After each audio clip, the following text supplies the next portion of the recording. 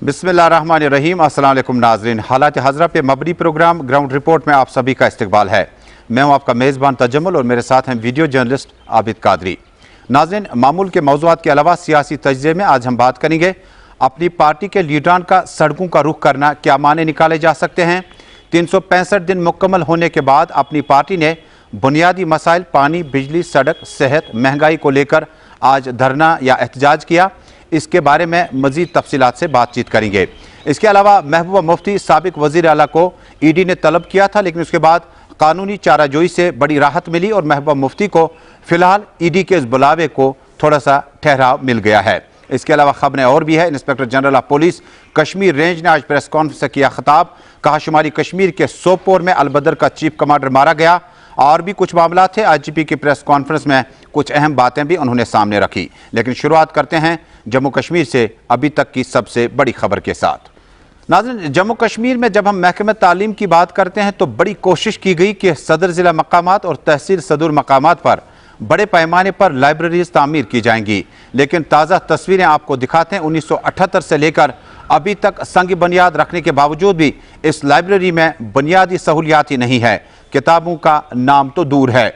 चलते हैं पटन और हमारे साथी राही निसार की इत्तला है कि इलाके में 1978 में लाइब्रेरी के बाज़ाब्ता तौर पर इफ्ताह का रस्म पूरा किया गया, लेकिन उसके बाद अभी तक ना ही इस लाइब्रेरी में किताबें रखी गई हैं और न ही मकामी लोगों ने इसमें दिलचस्पी का मुजाहरा किया। इस ज़िम्मन में मुतल्लिका ऑफिसर ने राही निसार के साथ बातचीत करते हुए कहा कि हमने बड़ी कोशिशें की लेकिन मकामी लोगों ने दिलचस्पी का मुजाहरा नहीं किया। नाज़रीन, ये बात इंतहाई अहम इसलिए है कि जम्मू कश्मीर में higher secondary level, college level, university level तक जिस तरह से मरकज़ और जम्मू कश्मीर यूटी सरकार कोशिशें कर रही है कि बहुत ज़्यादा बेहतर तरीके से तालीम को आम किया जा सके। यहाँ तक कि तालीमी बालिगान सेंटर भी किसी वक्त में काम करते थे, वो भी तकरीबन काम करना ख़त्म हो गए हैं। अब लाइब्रेरी के लिए बड़ी कोशिशें की जा रही है। जम्मू, श्रीनगर और मुतअद्दिद इलाकों में लाइब्रेरीज़ को दोबारा खोलने की कोशिशें की जा रही है, लेकिन आवाम की दिलचस्पी न होने की वजह से ये लाइब्रेरीज़ अभी भी पढ़ने वालों के मुंतज़िर हैं। ये तहसील लाइब्रेरी है। ये 90 साल हो गए इसको एस्टेब्लिश हुए यहाँ पे। जी, यहाँ पे 7,000 के करीब 8,000 के करीब बुक्स हैं। बहुत अच्छी बुक्स हैं, इतनी अच्छी कलेक्शन है। रिलीजियस बुक्स हैं, हिस्ट्री कश्मीर पे, इवन की नीट्स एंड जेई जो बच्चों को आजकल ज़रूरत होती है उनकी हैं। बहुत अच्छी अच्छी कलेक्शन है यहाँ पे। बुक्स का अपना मज़ा होता है। मोबाइल का ठीक है, आपको जल्दी जल्दी मिल जाता है सारा मटेरियल, लेकिन बट जो बुक का मज़ा है वो मोबाइल से नहीं। कोई भी आ सकता है यहाँ पे। मैं कहती हूँ एज 0 to 100 ईयर तक कोई भी आ सकता है यहाँ। वहीं पे यहाँ पे अगर देखेंगे आम बच्चों की यहाँ पे शिकायत ये रहती है कि फॉर्म जो यहाँ पे मेंबरशिप फॉर्म है, तो शिकायत रहती है कि मेंबरशिप फॉर्म हम लेते हैं, इस पे एक कॉलम रखा गया है कि गेजेटेड ऑफिसर यहाँ पे अटेस्ट करना चाहिए, तो फिर हमें कोई गेजेटेड ऑफिसर मानता नहीं है अटेस्ट करने के लिए, तो इस पे क्या हम कर सकते हैं? वो भी मैंने ये किया कि मैंने बहुत बच्चों को फॉर्म दिया, फिर बच्चे आ जाते हैं मैम ये इसको कोई अटेस्ट करके नहीं देता है। तो मुझे भी इस पर बड़ी हैरत होती है कि क्या बात हुई, ये पटन के लोग कैसे हैं कि इसको अटेस्ट करके क्यों नहीं देते हैं। तो ये बच्चों को ये प्रॉब्लम आती है यहाँ पे। नाज़रीन, जम्मू कश्मीर में साल 2021 में भी अभी तक सिक्योरिटी फोर्सेस और मिलिटेंटों के बीच में सर्च ऑपरेशन और उसके बाद कॉर्डन एंड सर्च ऑपरेशन लगातार जारी है। कल रात शुमाली कस्बा सोपोर के इलाके में मिलिटेंटों की मौजूदगी की इत्तला मिलने के बाद security forces, Jammu Kashmir police और राष्ट्रीय राइफल्स ने इलाके का दौरा किया और बाद में दावा किया कि इलाके में अलबदर के चीफ कमांडर को इनकाउंटर के दौरान मारा जा चुका है। उसके बाद यह सर्च ऑपरेशन खत्म हुआ। इसी बीच में inspector general of police Kashmir zone Vijay Kumar ने आज बुरहजूम प्रेस कॉन्फ्रेंस से खिताब करते हुए कहा कि जम्मू कश्मीर में अलबदर का चीफ कमांडर मारा जा चुका है और पथराव करने वालों को बख्शा नहीं जाएगा। और साथ ही उन्होंने कहा कि पीएसए के तहत अभी भी कुछ नौजवान बंद हैं, लेकिन उन्होंने कहा कि हालात में सुधार बेहतर तरीके से आने लगा है। Inspector general of police Kashmir zone ने प्रेस कॉन्फ्रेंस में मजीद कहा, सोपुर पुलिस को पता चला था कि तुजर एरिया में गनी ख्वाजा और उसके 2 एसोसिएट छिपे हुए हैं। सोपुर पुलिस सीआरपी आर्मी को इन्फॉर्म कर दी और सबसे पहले सोपुर पुलिस गई मौके पर। जो ही कॉर्डर लगाने का प्रयास किया गया, अंदर से फायर आया, इनकाउंटर शुरू हो गया। बाद में आर्मी सीआरपी ज्वाइन कर लिया ऑपरेशन को और इनकाउंटर के दौरान गनी ख्वाजा मारे गए।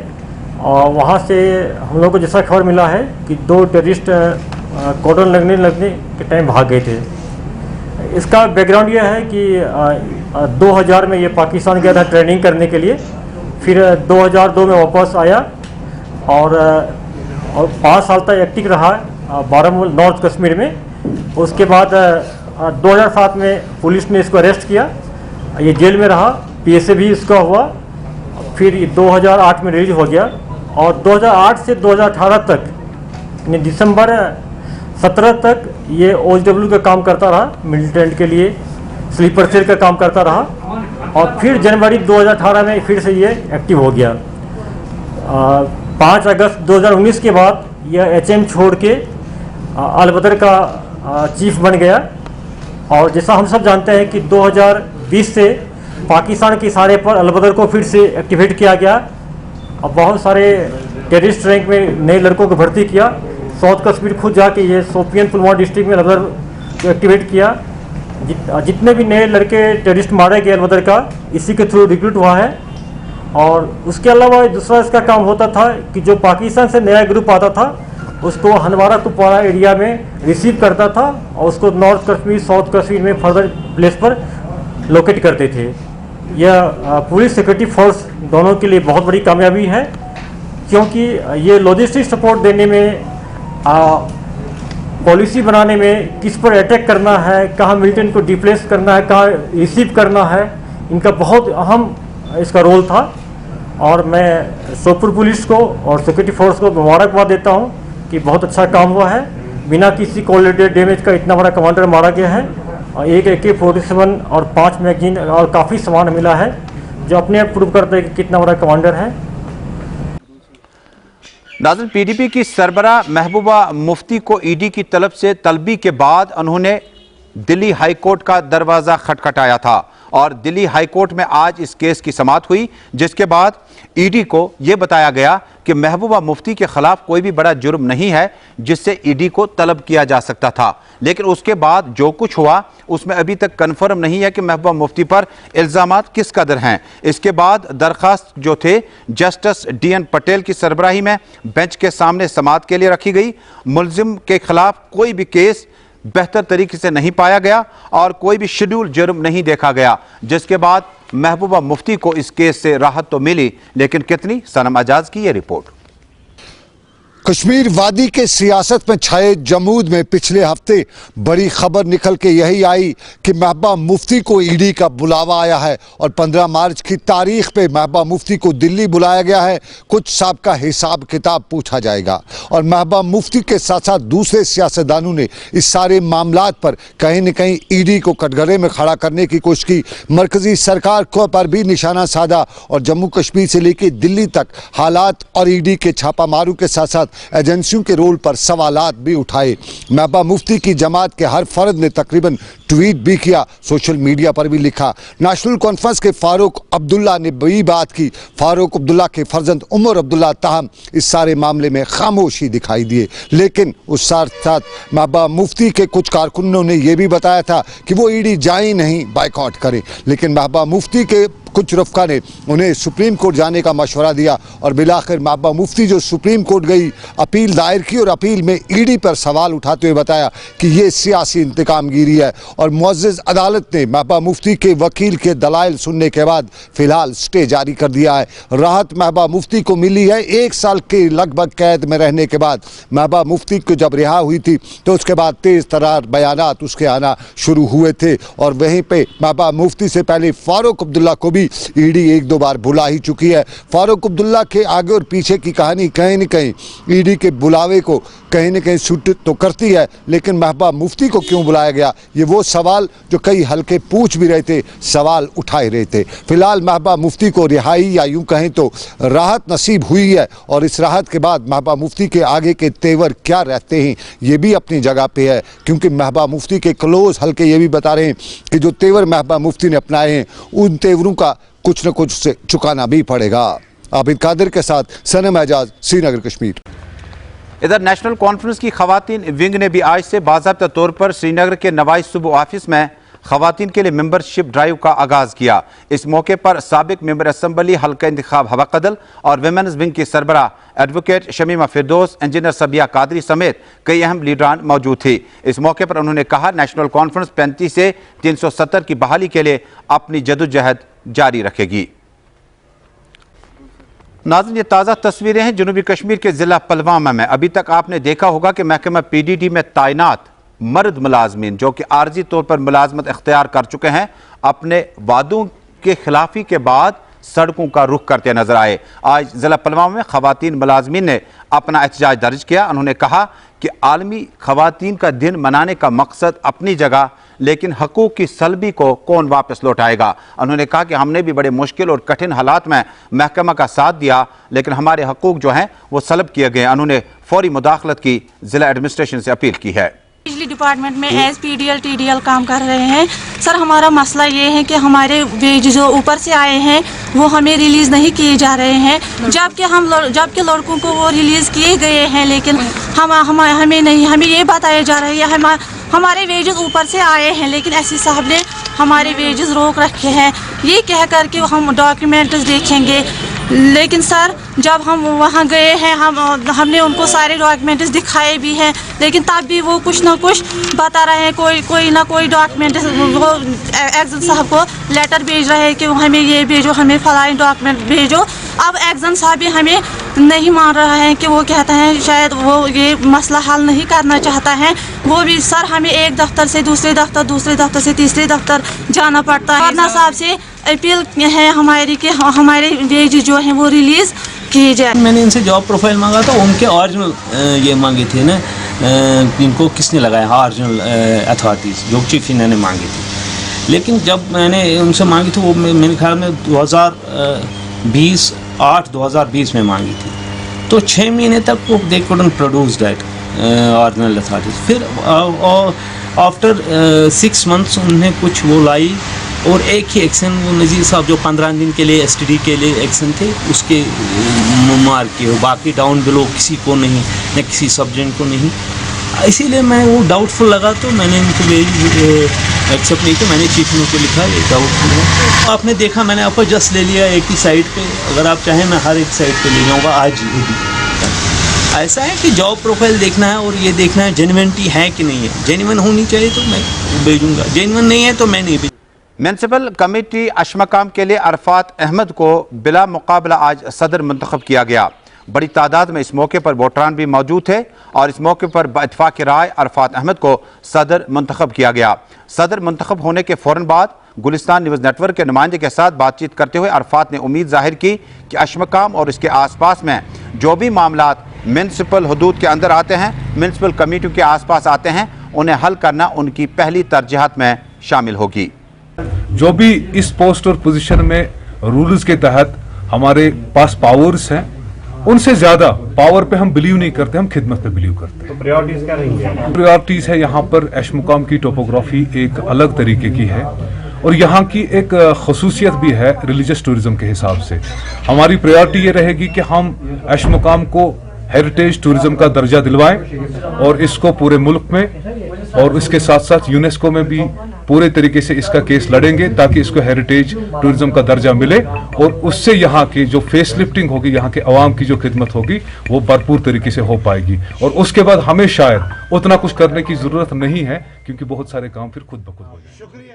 नाज़रीन, श्रीनगर म्यूनसिपल कॉरपोरेशन के मेयर जुनैद अजीम मत्तू और कमिश्नर अतहर अहमद की क़यादत में आज शहर श्रीनगर के मुतअद्दिद इलाकों का दौरा किया गया और पहले मरहले में कई इलाकों को शॉर्टलिस्ट किया गया जहां पर कूड़ा कचरा अपने डोर स्टेप से उठाने के लिए म्यूनसिपल कॉरपोरेशन के मुलाजमीन वहां तक पहुंचेंगे ताकि स्वच्छ भारत और सफाई सुथराई के काम में कोई खलल आन न पड़े। इन इलाकों में जो पहले मरहले में इलाके शॉर्टलिस्ट किए गए हैं, इन इलाकों में करनगर, हुमामा, लाल बाजार और शालीमार शामिल हैं, जबकि शुरुआत सेंट्रल कश्मीर के ज़िला बडगाम और श्रीनगर के बीच में इंतहाई खूबसूरत इलाका हुमामा से किया जाएगा। डिप्टी कमिश्नर कुपवाड़ा इमामुद्दीन ने आज द्रगमुला कुपवाड़ा का खुसूसी दौरा किया। दौरे के दौरान उनके हमरा जिला इंतजामिया के सीनियर अफसरान भी मौजूद थे। इमामुद्दीन ने इस मौके पर कहा कि लोगों के मुश्किलात हल कराने के लिए उन्होंने अफसरान पर जोर दिया कि वो तनदेही के साथ काम करें। द्रगमोला और आसपास के इलाके में लोगों को बड़े पैमाने पर मुश्किलात का सामना है, लेकिन हर वक्त जिसमें पानी, बिजली, सड़क, सेहत और कई दीगर डिपार्टमेंटों से मुंसलिक मामलात हैं, उन्हें हल कराने में अभी तक एडमिनिस्ट्रेशन ने ज़्यादा साथ नहीं दिया। डिप्टी कमिश्नर ने ऐलान किया कि कुछ मामलात हम मौके पर ही हल करेंगे और कुछ मामलात दफ्तर में बैठने के बाद हल किए जा सकते हैं। मैन जो आपने नोट किया होगा वाइल कवरेज कि भाई पानी, बिजली और ख़ासकर लालपुर इरिगेशन कैनाल का जो इशू यहाँ पे उठा, उसके अलावा स्कूल बिल्डिंग का जो हायर सेकेंडरी स्कूल जो यहाँ पे है उसकी बिल्डिंग का इशू उठा। ये सारी चीज़ें जो हैं हमने प्रायोरिटी पे करनी है और जो आर्गूमेंटेशन ऑफ रिसीविंग स्टेशन जो इनने कहा, तो उसके सिलसिले में भी हम पीडीडी डिपार्टमेंट को वाज़ेह डायरेक्शंस दे देंगे और पीएचई डिपार्टमेंट के जल शक्ति में ऑलरेडी हमारे डीपीआरस बने हुए हैं, उनको भी इंश्योर करेंगे टाइम बाउंड तरीके से वो करें। और प्लस उसके अलावा जो स्कूल बिल्डिंग का मसला है, हम डायरेक्टर वो जो शिक्षा का है वो उनसे उठाएंगे हम मसला, और जहाँ पे लैंड अवेलेबल नहीं होगी उसको यहाँ ट्रांसफ़र करा के, यहाँ चूँकि लैंड अवेलेबल है और उन्होंने कहा कि काफ़ी लैंड अवेलेबल है, उसमें कराएंगे। और तीसरा एक बड़ा इंपॉर्टेंट इशू यहाँ पे उठा था कि ये कह रहे थे कि रेवेन्यू कॉम्प्लेक्स, एडमिनिस्ट्रेटिव कॉम्प्लेक्स द्रगमुला में बनना चाहे, क्योंकि यहाँ पे कई ऐसे डिपार्टमेंट हैं जिनके ऑफिस लोकेटेड हैं, वो ऑलमोस्ट सारे ही रेंटेड बिल्डिंग्स में। उसको भी हम लैंड जहाँ इनकी अवेलेबल है 29 कनाल के करीब इन्होंने जो इशू उठाया उसको हम खुद भी विज़िट करेंगे, देखेंगे। तो अगर उसमें पॉसिबिलिटी होगी तो हम उसमें एक डीपीआर बना के गवर्नमेंट की नॉलेज में पहुंचा देंगे और रेवेन्यू डिपार्टमेंट को वो सबमिट करेंगे, ताकि उसको रेवेन्यू कॉम्प्लेक्स को, एडमिनिस्ट्रेटिव कॉम्प्लेक्स की बड़ी ज़रूरत है। नाज़रीन, नौगाम श्रीनगर में एक ख़ानदान को आग की होलनाक वारदात में ज़बरदस्त माली नुकसान उठाना पड़ा था। उसके बाद एक बार उन्होंने दफ्तरों के चक्कर काटे, लेकिन अभी तक उतनी ज़्यादा मदद नहीं मिली। हमारे साथी इरफान फाजिल के साथ बातचीत करते हुए फैमिली मेम्बरान ने कहा, अब जाएं तो किसके पास जाएं, और जो कुछ था वो ख़त्म हो गया।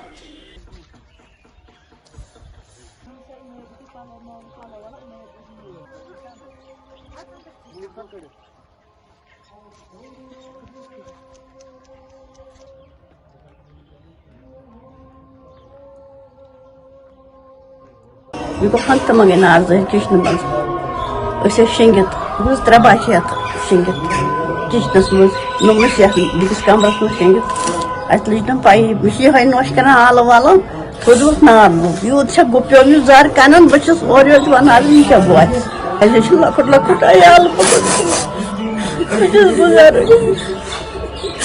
बचस का साहरू जाय बचस समझाई आकम तके बंदा बस तुम जी सुन सके मुझे तो करा सरकार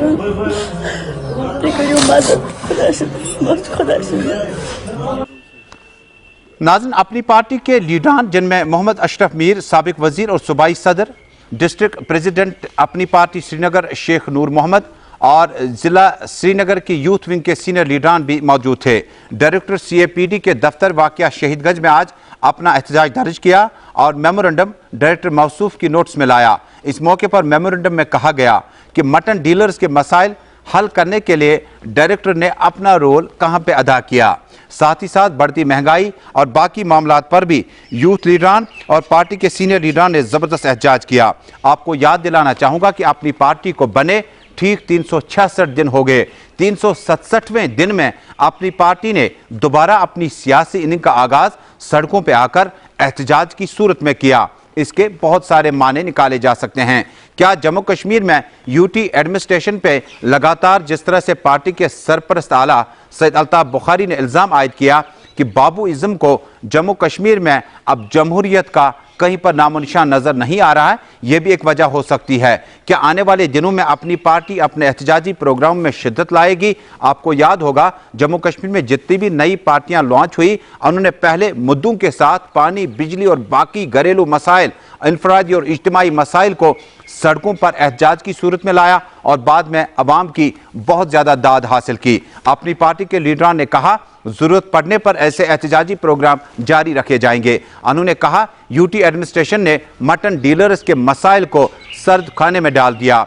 क्या इसका माने ये निकालें कि 5 महीने से श्रीनगर शहर और डिस्ट्रिक्ट हेडक्वार्टर्स, जम्मू शहर और बकिया इलाकों में मटन मौजूद न रहने की वजह से गोश्त की कमी का एहसास किन लोगों को होगा? शादियों के प्रोग्राम और बाकी प्रोग्राम में गोश्त का इस्तेमाल होता है और इसके अलावा नवरोज, नवरात्रा और बड़े दिन भी आ रहे हैं जिसमें गोश्त को काफ़ी कम पाया जा रहा है। इस मौके पर सीनियर लीडर ने कहा, पार्टी सरबराह की हिदायत पर आज एहतजाज था, हमने मेमोरेंडम पेश किया। पहले दिखाते हैं मोहम्मद अशरफ मीर जो कि साबिक वजीर और अपनी पार्टी के सीनियर नायब सदर है, उन्होंने जरा इब्लाग को इस बात को किस तरह से आगे बढ़ाया। मुझे समझ नहीं आ रही है, ब्यूरोक्रेटिक अप्रोच के हिसाब से, ब्यूरोक्रेटिक एरोगेंसी की वजह से ये जो माहौल बना है, तितर बितर हो रहा है। इसमें आप देख रहे हैं मटन की क्राइसिस, 4 महीने हो गए हैं, आज मटन अवेलेबल नहीं, अगर कहीं चोरी छुपे मिलता भी है और किस रेट, एब्जॉर्बिंट रेट से मिल रहा है। बीफ नहीं मिल रहा है, पोल्ट्री जो है, पोल्ट्री का जो रेट्स देखो कितने हाई हो गए हैं। और इस डेडलॉक में मुझे लग रहा है ब्यूरोक्रेसी का अप्रोच है, ब्यूरोक्रेसी की एरोगेंसी का ये जो रोल बन रहा है। बाकी हमारे एलजी साहब, ऑनरेबल एलजी साहब एक मंजे हुए सियासतदान हैं। मैं आपके माध्यम से उनको और होम मिनिस्टर को अपील कर रहा हूं कि इस क्राइसिस को ख़त्म करें ताकि जम्मू कश्मीर के लोगों को सफ़र न करना पड़े। आप देख रहे हैं महंगाई बहुत हो रही है और अवेलेबिलिटी ऑफ जो ये नेसेसरीज है लोगों को और आम लोगों को नहीं मिल रहा है। ये एहतजाज एक महकमे के आसपास ही हुआ, मेमोरेंडम पेश किया गया और बाकायदा तौर पर डिसिप्लिन के साथ पुलिस की मौजूदगी में एहतजाज पुरअमन तौर पर मुकम्मल हुआ।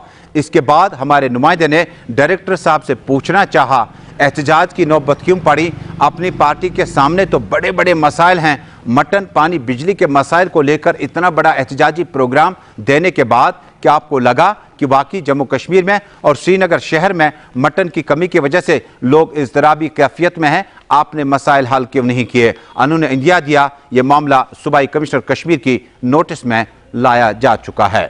हालात हाजरा पे मबनी प्रोग्राम ग्राउंड रिपोर्ट में आज का शुमारा। अपने मेज़बान और सीनियर न्यूज़ एडिटर तजम्मुल इस्लाम को दीजिए इजाज़त। अल्लाह हाफिज़।